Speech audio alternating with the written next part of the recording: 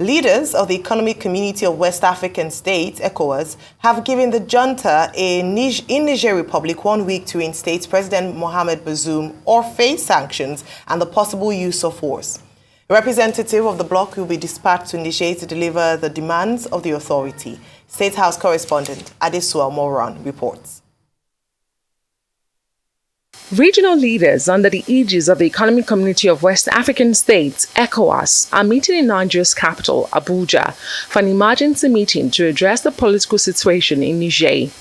After a closed-door session, the leaders unequivocally declared their support for President Mohamed Bazoum's legitimate government and strongly condemned the audacious coup in the country. His Excellency President Mohamed Bazoum remains the legitimate elected president and head of state of the Republic of Niger, recognized by Ecowas, the African Union, and the international community. In this regard, only official acts of President Bazoum or his duly mandated officials will be recognized by Ecowas. 2. Condemn in the strongest terms the attempted overthrow of constitutional order in Niger and the illegal detention of His Excellency President Mohamed Bazoum, President and Head of State of Niger, as well as members of his family and government. Reject any form of resignation that may purportedly come from His Excellency President Mohamed Bazoum. Part of their resolutions include a 1-week ultimatum of a full restoration of constitutional order. Failure to do so will attract military intervention. To this effect, the chiefs of defense staff of Ecowas are to meet immediately. Condemn the pronouncement of support by foreign governments and foreign private military contractors. The regional bloc also closed land and air borders while blocking all commercial and financial transactions with member states. Institution of Ecowas no-fly zone on all commercial flights to and from Niger. Suspension of all commercial and financial transactions between Ecowas member states and Niger. Freeze all service transactions, including energy transactions. Impose travel ban and asset freeze for the military officials involved in the coup attempt. The same applies to their family members and the civilians who accept to participate in any institutions or governments established by these military officials. President Bola Tinubu, who also serves as ECOWAS chair, emphasizes the need to go beyond mere talks and implement concrete actions to protect democracy and stability in the region. Without freedom and democracy, there can be no development. There can be no end to poverty. I want us to be strong, forceful, and resolute about the survival of Bazoum, as well as the freedom and restoration of the constitutionally elected body in the Niger Republic. It's time for action, and we should walk our talks. The United Nations expresses concerns about the impact of the unconstitutional change on vulnerable populations and regional security. However, they are optimistic that the resolutions from the meeting will pave the way forward. The agencies, funds, and programs of the United Nations country team in Niger are present and continue to deliver much-needed assistance to vulnerable populations. On behalf of the Secretary General, UNOWAS and the entire United Nations system remain available to work closely with ECOWAS in the spirit of complementarity in support of the people of Niger and other countries in the region going through difficult times in the realization of their legitimate aspiration. The coup, which resulted in the illegal detention of President Bazoum, members of his family, and government officials, has drawn international condemnation.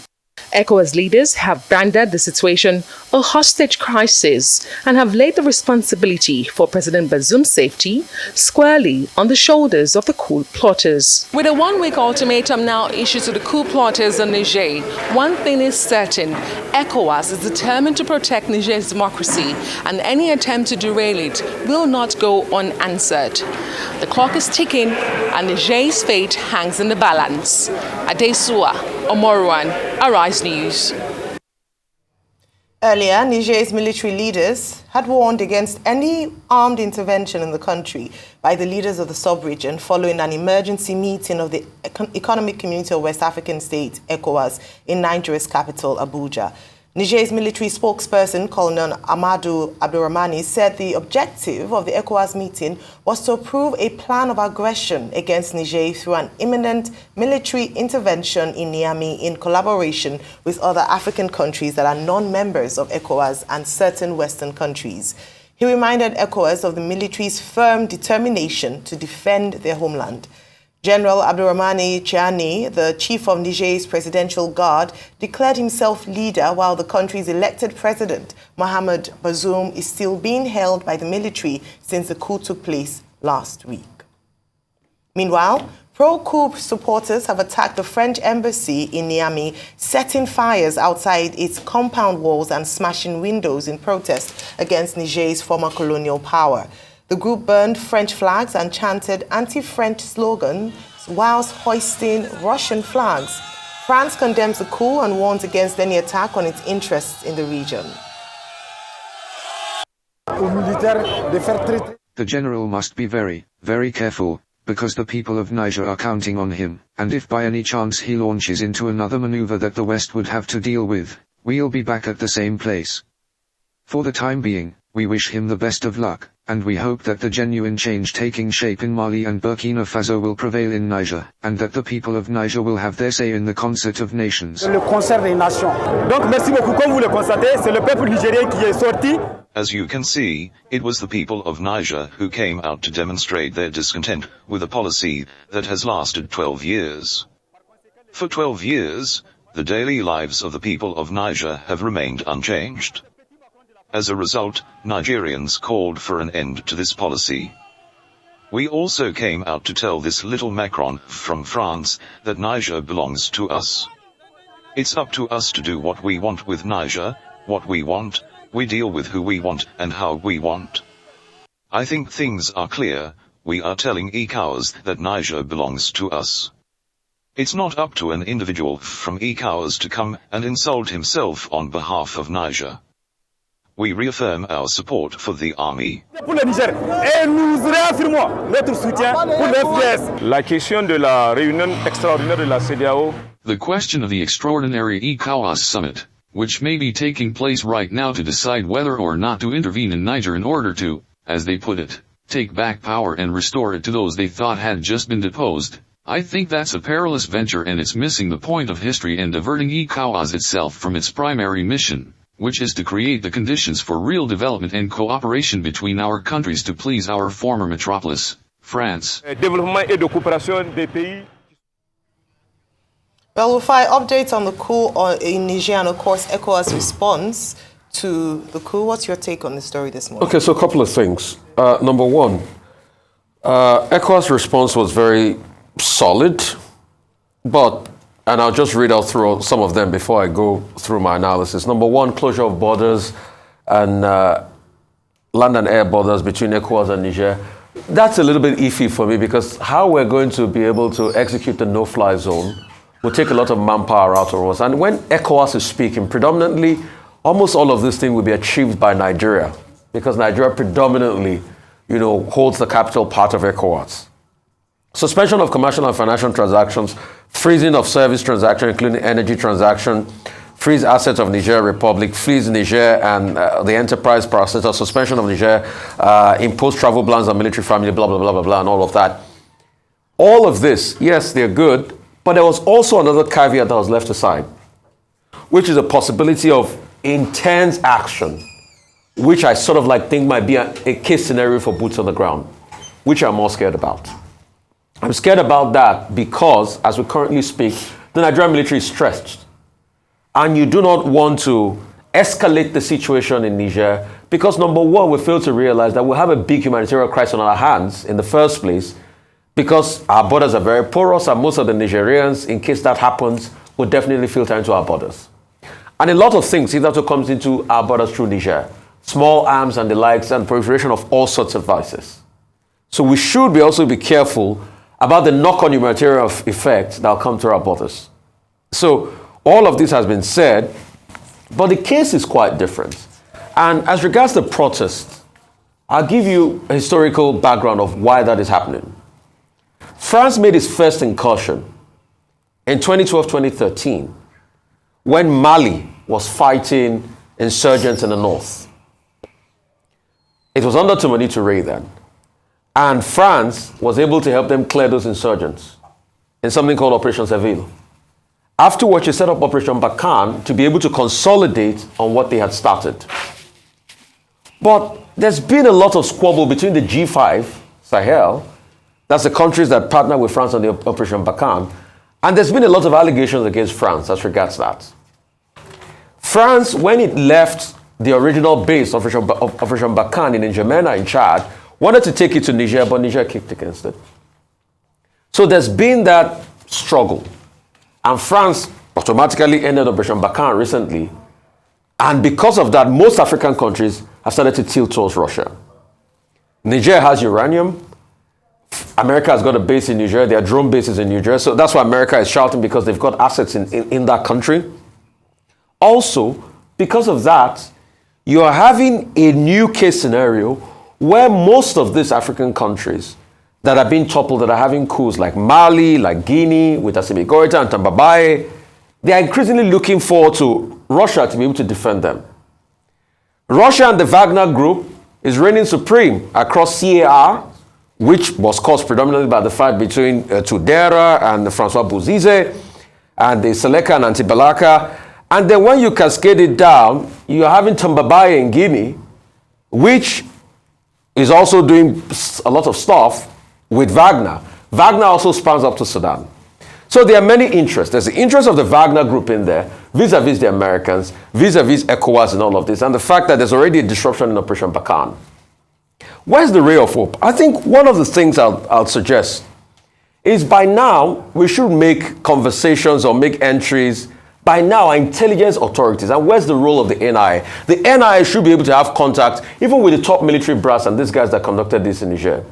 Can we open conversations with them? Because this is not the first time that a scenario like this will happen in Niger. In 2010, it did happen. When President Mamadou Tandja wanted to extend his tenure, Jibo, the head of the military there, stepped in. And when he stepped in, what did he do? He was able to, he planted a coup, pushed Mamadou Tandja out, but he returned power. And that's where Issoufou got elected as president. So can we talk to them about a peaceful transition? I still feel we can use our intelligence guys to be able to crack the military brass and talk to them. And if that's not the case, if we can't have that, probably these sanctions too can work. But I don't want a case scenario where we are having boots on the ground. What I was saying as regards Russia was the fact that in some African countries, Sudan, Guinea, they are already putting their foothold there. All right. Thanks. Okay, it's as follows. ECOWAS intervention is not unexpected. And, this is consistent with a declaration in Guinea-Bissau by President Tinubu when he emerged as ECOWAS chair, that, look, democracy is the way forward. Military interventions will not be allowed across the West African region. Then, of course, when he went to Nairobi, he said the same thing. And then this situation in Niger emerged. Before now, what are the steps that ECOWAS had taken? President Tinubu met with President Patrice Talon of the Republic of Benin, and a delegation was sent led by President Patrice Talon, to talk to the coup leaders. Also, Nigeria sent a delegation of 3, former Katsina State governor, head of Nigeria's NIA, and the chief of air staff to talk to the coup leaders. But of course, no headway was made. Despite the sanctions that were announced yesterday, President Muhammad Debi was also, sent to go and talk to the coup leaders. And he was shown on the J State TV holding meetings with General Tiani and his crew of coup plotters. Now, look at the sanctions that have been imposed. Well, we may say that in this particular case, Ecowas has acted quickly and has taken certain steps. Well, not waiting for the international community to take the lead in the matter.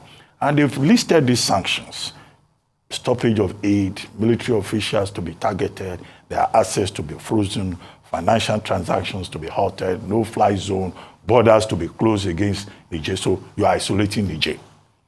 But the big question here is, can sanctions work? Do sanctions work? In the last 3 years, this is the 7th coup we will have in the Sahel region. In Niger, the 5th since independence. In each case, the most recent ones in Mali, in Guinea-Conakry, and also in Burkina Faso, ECOWAS took the same steps of listing more or less the same sanctions. But those sanctions have not worked. They have not worked. At the end of the day, you will probably end up punishing the ordinary people. The people who are going to hold the short end of the stick are the people of Niger themselves. And that's why I agree with Adesua Omorua when summarizing her report. She pointed out that, look, the future of Niger hangs in the balance. Indeed, it hangs in the balance. And the people will be the ones to suffer for it. Niger depends on international aid and assistance. The European Union has suspended aid to Niger now. They have a package of 503 million euros that they're supposed to give Niger. They've stopped that. France has stopped aid to Niger. The United States is likely to follow suit. Anthony Blinken, having spoken yesterday in support of the decision of ECOWAS. Now, this is a country that is one of the poorest in the world, despite the fact that it has the 7th largest deposit of uranium, but it gets about 2 billion in terms of international aid per annum. Now, all of that is going to stop, so the economy will crumble. Now, take the example of this talk that, okay, they will go and negotiate with them, a timetable for transition to civilian rule will work out. It has not worked in Mali. It has not worked in other places. The coup plotters will just sit down there. And look at the irony. The same man that came to power through coup in Chad, Debi, is the one that is going to Niger to go and negotiate discussions. So, I'm not very optimistic about those sanctions, but in terms of optics, in terms of appearing to be doing something, it looks good. Now, what is the threat to Nigeria, and why should Nigeria be interested in what is going on in Niger? Niger is our neighboring country. What is happening in that country can spread. The complaint is about bad governance. It's about crisis in the country. Well, we hope it does not spread. Because if it does not spread, all of us are safe. The real fear is what is called the Libya effect. You will recall that when President Buhari was talking about Libya, he was talking about the proliferation of small arms and weapons and the threat to Nigeria in the northeastern corridor of the country. That's one thing to worry about. Now, the EU has condemned the coup. The United States has done so. Everybody has condemned it. However, it is instructive that Prigozhin, the head of the Wagner Group, is the only person that I have seen in the various reports saying that what has happened in Niger is good news and that he's offering his security team to come and help ensure order in that country. Well, we saw the Wagner Group in Mali. They merely complicated the problem.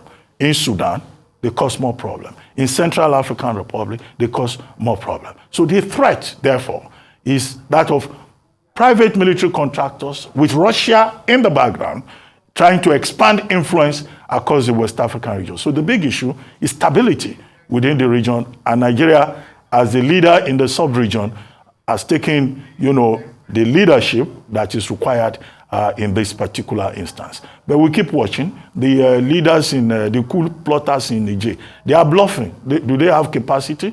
But the only problem is that even if ECOWAS wants to intervene, it's Nigeria that will bear the brunt. Look at all the countries that attended the meeting yesterday. Gambia, Togo, Republic of Benin.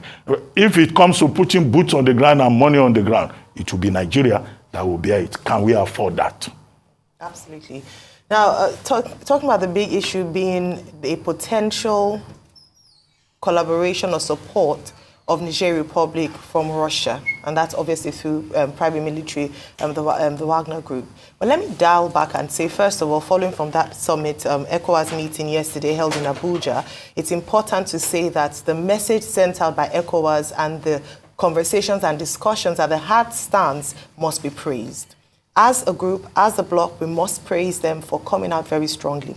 But before then, if I come from a geopolitical perspective in terms of the coup and Western interest, I mean, we've talked about already the different groups, countries that have spoken out against the coup in Niger. But what is this interest of the Western world in West Africa? Is it a coincidence that in only 1 year we have seen a spate of coups in this region? And if you look at the Sahel region, you see that almost all the blocs have been taken over by military rule through a coup. Now, when you look at the old hegemonists and the new hegemonists, the old being the United States and their allies, and the emerging ones like Russia and China, it might give you a little understanding of this interest. And then when you put that side by side, by Mali and Burkina Faso running, as it were, to Russia for support and help, and the presence of the Wagner force in these countries, then might give you a little understanding as to why and how this is happening. But beyond that going on, and that then brings us to the question around what then happens if at the end of 1 week, following the expiry of the deadline given by ECOWAS to Niger Republic to either return power to President Bouzman or face military presence.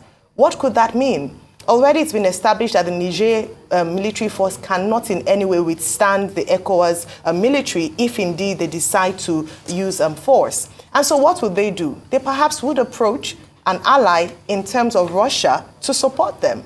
Again, inviting Russia to yet another African country to support. This is a dangerous, slippery slope, especially for the independence and sovereignty of nations in Africa and neighboring countries. And don't forget that Nigeria shares a border with Niger. Beyond that, something that's very important to talk about perhaps should go on the conversation table at ECOWAS, because when it comes to things like this, they've taken a hard stance, and President Tinubu as chair is really speaking tough and talking tough. We're not going to accept any kind of coup on the West African side.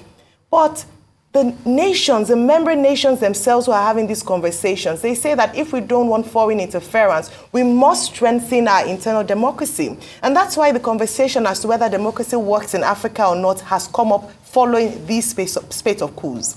If you look at the countries in conversation, Togo's president is in his third term. He's going to spend 25 years if he goes on for another term. These are the presidents having this conversation. If you go on to Côte d'Ivoire, the 81-year-old president is in his third term as well. We look at these conversations, and if we talk about strengthening democracies in Africa, we must look within. If we don't look within, then we open up a pathway for foreign interference, especially countries like Russia, who are looking for an inroad into Africa through any means. We saw the video of the protesters, whether they be legitimate or paid or sponsored protesters.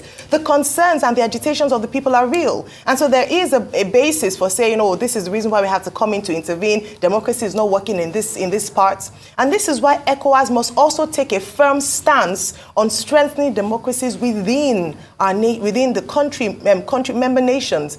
Too many of the countries present in ECOWAS have been overrun by democracies that have been abused, especially by leaders who want, by elongated term coups, to remain in office and not want to shift. So these are conversations that we must have whilst we're dealing with the Niger Republic situation, so that we don't have an extension of agitations and coups in other countries in this particular region.